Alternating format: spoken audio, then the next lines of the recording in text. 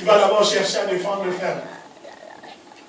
Mais même s'il défend le faible, si le faible a tort, il le reprend, il le transforme, il travaille sur son caractère. Voilà pourquoi Jésus se met au travail. Dans le cas de cette femme, la Bible dit, il cracha de sa salive. Dimanche dernier, je disais yark. C'est dégueulasse. C'est ça le langage d'aujourd'hui. C'est dégueulasse. Des fois, pour notre bien, Dieu fait des choses qui sont dégueulasses. Dégueulasses à notre façon de voir les choses. Hein? Est-ce que tu es avec moi? Est-ce que quelqu'un est avec moi? Amen. La Bible dit que tes voies sont insondables, Dieu. Des fois, pour notre délivrance, Dieu nous fait passer par des choses indésirables, dégueulasses. Non, Seigneur, tu n'avais pas besoin de faire ça. Tu sais très bien que je t'aime, mais tu n'as même pas besoin de passer par là. Mais lui, il sait que dans sa façon de travailler en toi, il va aller rechercher une part de responsabilité en toi. Vous devez être des acteurs ensemble dans ce grand scénario. Vous comprenez? Il prend sa salive, il en fait la boue, il met l'huile sur les yeux de la veuve et lui dit, va te laver au réservoir du Siloé, qui s'est traduit par le réservoir de l'envoyé. Je vais nous aider à voir d'où vient le mot réservoir du Siloé. Alors que, prenons le roi, le nom est assez compliqué pour vous, je le rends un peu plus simple.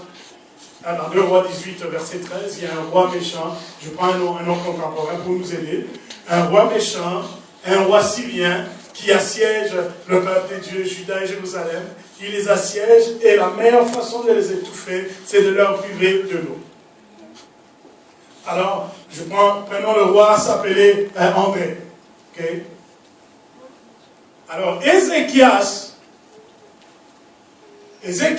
recevra une pensée divine en lui. Il dit, il faut que je construise un tunnel et une canalisation de manière à ce que l'eau qui est extérieure à Jérusalem et qui permet que l'ennemi puisse avoir de l'emprise sur nous, nous devons aller détourner cette eau jusqu'à ce qu'elle coule dans la région sud de Jérusalem qui donne à la porte qui amène vers Bethesda. Je nous ai parlé dans la version passée de Bethesda. C'est ces réservoirs-là qu'on appellerait la source de Siloa. Shiloh-ha.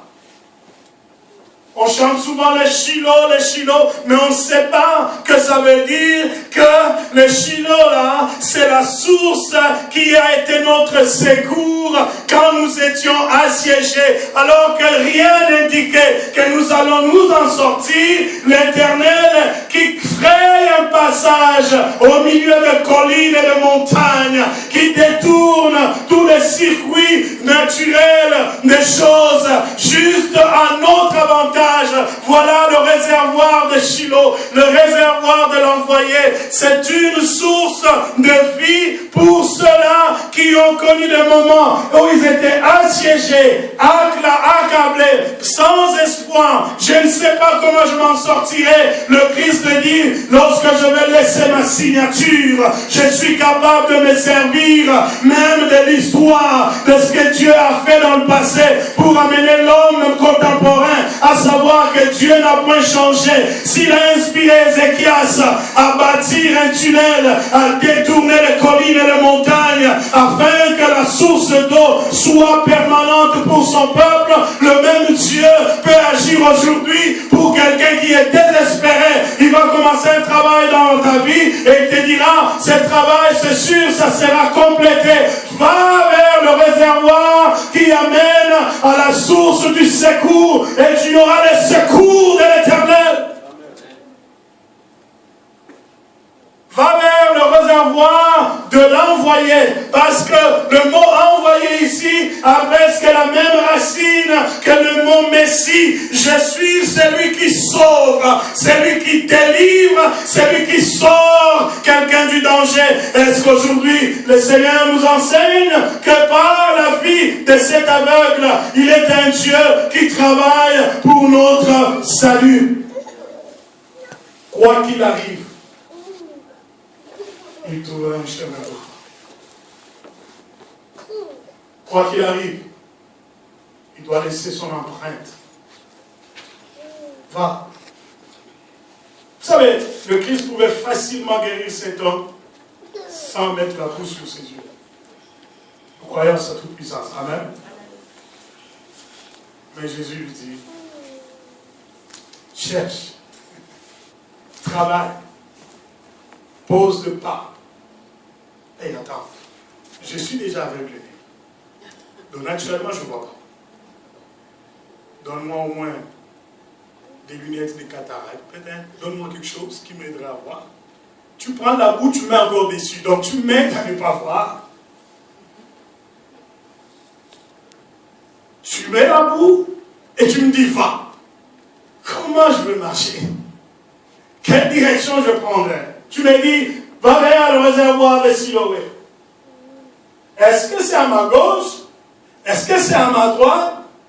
Derrière moi ou devant moi? Je ne vois pas. Mais ce que j'admire dans ce texte, la Bible ne dit pas que cet homme s'est informé pour que quelqu'un lui dise où est le réservoir de Siloé.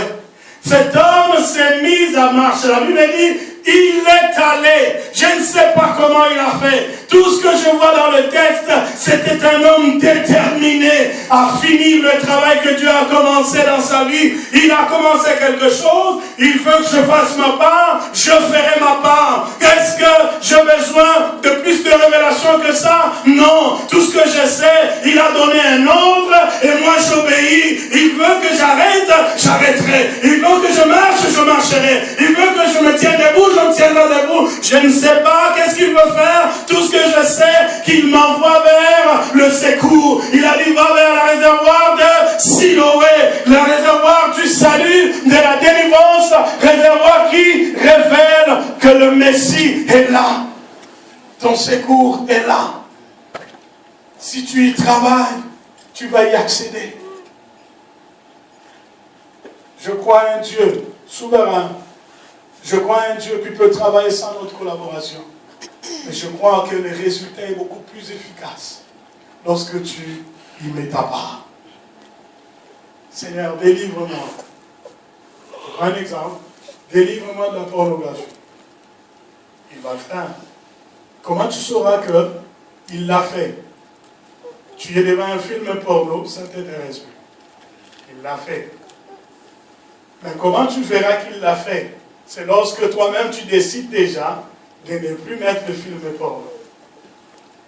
Il y a toujours un acte à poser. Seigneur, éloigne-moi de la colère. Ça ne veut pas dire que les situations qui énervent ne viendront plus. Il y en aura, mais c'est à toi de faire ta part de responsabilité. S'il faut fuir, fuis. Amen. Quand quelqu'un commence à t'énerver, tu fuis. Amen. Donc il y a toujours une part de responsabilité. Jésus, délivre-moi de ceci. La parole est prêchée, tout ce qui est enseigné est à ta portée. Mais la décision d'aller jusqu'au bout, c'est toi qui dois la prendre. C'est toi qui dois te dire, je n'arrêterai pas. Aussi longtemps que je n'ai pas recouvré ma vue, je n'arrêterai pas. Cet homme a dit, on m'a dit d'aller à Siloé, je pose le premier pas. Le deuxième, est-ce que je suis arrivé? Pas encore, je ferai le troisième. Suis-je arrivé? Non, le quatrième, jusqu'à ce que je me tienne devant le réservoir. Mais une fois arrivé devant le réservoir, si tu ne te décides pas de mettre la main dans l'eau et de prendre cette eau et de l'appliquer sur tes yeux, tu ne verras pas, même si tu es devant le réservoir. Même si nous avons la grâce qui abonde dans ces lieux, si tu ne te décides pas de laisser la grâce prendre la place en toi, il n'y aura rien qui changera. Tu vas avoir un bon prédicateur plus que le pasteur Jacques. Il peut parler en langue du début jusqu'à la fin. Il peut déclarer les oracles de l'Éternel. Mais si tu ne fais pas ta part, le résultat ne sera pas le même que celui qui prend avec soumission tout ce que Dieu lui dit et le fait avec détermination, avec zèle, avec confiance. Je dois aller jusqu'au bout, jusqu'à ce que je voie de mes propres yeux que l'Éternel est fidèle. Regarde, Jésus, dans ses mots, il les a faisés. Je vais aller vers la fin. Le verset 7 dit, va te laver au réservoir de Siloé. La partie B, maintenant c'est la part de l'homme. Il y alla, se lava, et quand il revint, il voyait. Un processus, hein? Résolution, application, implication, résultat. Résolution, application, implication et résultat. Il y a là, il se lava, et quand il revint, il voyait. On va répondre ensemble. Résolution, application, implication, résultat. L'apôtre Paul dit à Timothée, jusqu'à ce que je vienne, donne-toi dans ces choses. Ne t'éloigne pas de l'exhortation. Applique-toi. Donne-toi entièrement à ces choses. Et à la fin, afin que tes progrès soient manifestes.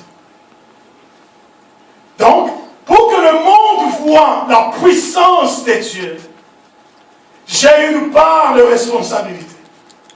Dans ce que j'ai déjà entendu, dans ce que je connais de Dieu, je dois prendre des résolutions. Je dois m'appliquer.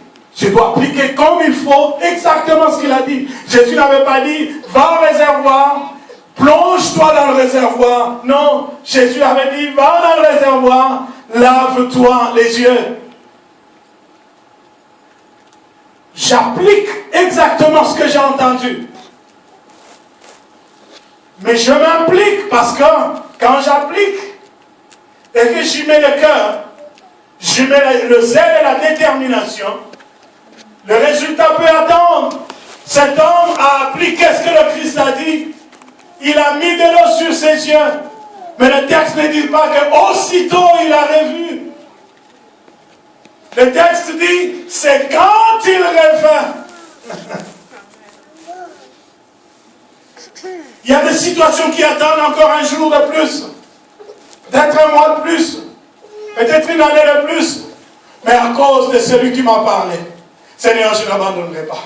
J'irai jusqu'au bout, jusqu'à ce que je vois. Voilà pourquoi je veux encourager quelqu'un à connaître la résolution, l'application, l'implication, et le résultat viendra. Amen. Le résultat viendra certainement. Enfin, cet homme revient vers Jésus. Il voit déjà. Le verset 8. Ses voisins et ceux qui ont connu cet homme auparavant disaient, n'est-ce pas là celui qui s'était né ici, assis, et qui mangeait? Laisse-moi te dire que le Christ a mis sa signature là-bas. Je te surprendrai. Ah, aux forteresses, aux puissances des ténèbres qui sont concernées par le plan de Dieu sur ta vie. Parce qu'il y a le visible et l'invisible qui sont concernés par ce que Dieu veut faire dans ma vie. Dis-leur que vous changerez de langage. Vous changerez de perception de ma personne. Pour l'instant, je suis occupé à appliquer, à m'impliquer, jusqu'à ce que le résultat arrive. Et quand le résultat viendra, moi je ne crierai pas. Vous le verrez vous-même.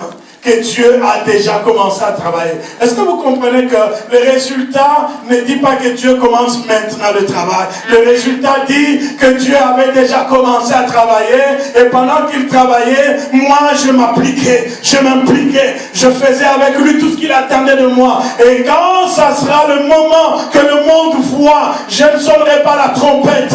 Vous le verrez que vous le vouliez ou pas. Parce que tout ce que Dieu fait, il y met son empreinte. Il faut que quelqu'un le voie.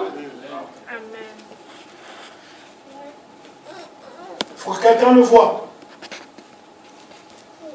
Ce que je continuerai dimanche prochain, c'est maintenant comment cet homme assume ce que Dieu a fait dans sa vie. Pendant qu'on cherche à le ramener dans son ancienne étiquette. Ah non, toi tu ne devrais pas voir, parce qu'au fin, on t'a guéri les jours de sabbat. Arrête-moi ça. Qu'est-ce que tu peux me dire? En moi, il y a quelque chose qui témoigne que Dieu m'a déjà changé. Qu'est-ce que tu peux me dire? Je n'ai pas besoin de faire une audition. Vous savez, quand tu fais une audition, tu dois prouver que tu sais. J'ai plus besoin de faire une audition en face d'un groupe de caïques, de chrétiens, de longue date, qui doivent attester, selon leurs paramètres, que maintenant tu es digne de confiance. Laisse-moi ça même. Laisse-moi cette histoire-là. Je sais une chose, que celui qui a travaillé dans ma vie, il ne se trompe pas. Ce qu'il a déjà commencé à faire dans ma vie, vous n'étiez pas là. Et tout ce que vous avez à faire, votre rôle, c'est de voir tout simplement ce que Dieu fait. Il assume. On lui dit non, c'est pas toi. Tu n'as jamais été aveugle. Il dit non, tout ce que je sais, que j'étais aveugle, et un homme qu'on appelle Jésus est venu me voir. Il a fait de la salive, il a fait de la boue, il a appliqué sur mes yeux, il a dit va au réservoir de Siloé et lave-toi. Je suis allé, je me suis lavé et maintenant je vois. Tu ne peux pas m'apprendre autre chose. Moi je sais qui j'étais avant. Et je sais ce que je suis devenu maintenant. Amen. Il y a une signature de Dieu dans ma vie que tu ne peux pas enlever. Je sais ce que j'ai vécu hier et je sais ce que je suis en train de vivre maintenant. Et entre les deux temps, il y a eu l'intervention de Dieu. Amen. Tu ne peux pas changer cela dans mon esprit. Il faut s'assumer, mes frères. On va approfondir cela dimanche prochain. Mais pour l'instant, nous voulons nous arrêter et nous dire à ce Dieu, Seigneur, continue le travail que tu fais. Moi, je vais faire ma part. Toi, fais ta part. Toi, travaille là où moi, je ne vais pas travailler. Mais dans ce que moi, je peux faire, dis-moi quoi faire. Est-ce que tu veux que j'améliore ceci? Je le ferai de tout mon cœur. Seigneur, dis-moi quoi changer. Je le ferai de tout mon cœur. Et tout ce que je sais par la foi, que ce que Dieu dit est ainsi et amen. Ça arrivera certainement. Amen. Nous allons lever tout ensemble dans la prière.